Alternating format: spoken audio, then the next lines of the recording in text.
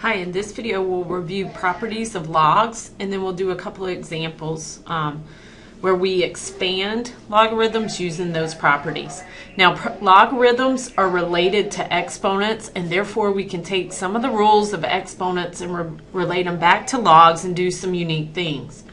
The properties that I'm referring to I've referenced here. The natural log of 1 equals 0. That's just given. Why? Because e to the 0 equals 1. Anything to the 0 power equals 1.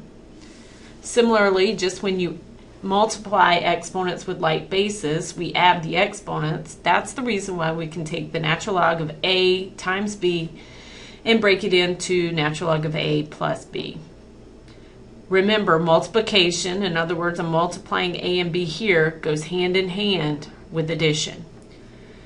If we have an exponent, such as the natural log of a raised to the n, I can take the exponent and stick it in front, okay, and rewrite it in natural log of a. And finally, my last property, similar to when we divide exponents, I can say that the natural log of a over b is equal to the natural log of a minus the natural log of b. Notice that division here goes hand in hand with subtraction. Armed with these rules, we're ready to expand the following logs. Here I have the natural log of x times the square root of x squared plus 5. The first thing I'm going to want to do is notice I'm multiplying x times square root of x squared plus 5. So I'm going to break that apart using this rule here. Two things multiplied together, I can then add them. So this becomes the natural log of x plus the natural log of the square root x squared plus 5. But now remember, when we're dealing with radicals, that we can always rewrite a radical as an exponent.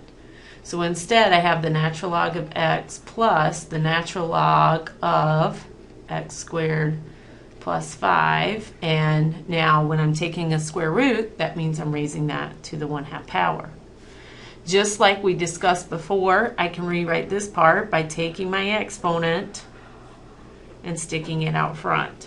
So my final answer in this case would be the natural log of x plus 1/2 natural log x squared plus 5.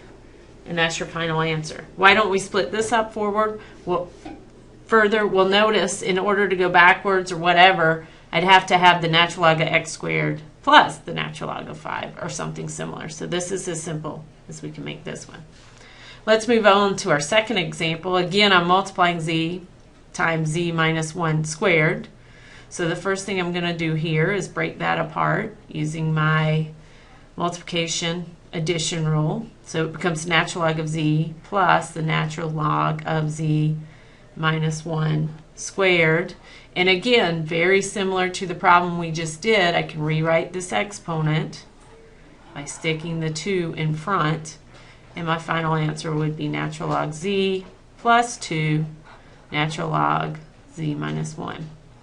I hope this is enough to get you started on expanding logarithms using the rules of logarithms. In the next video, we will talk about writing them going backwards. We'll start with this and writing them as a single log.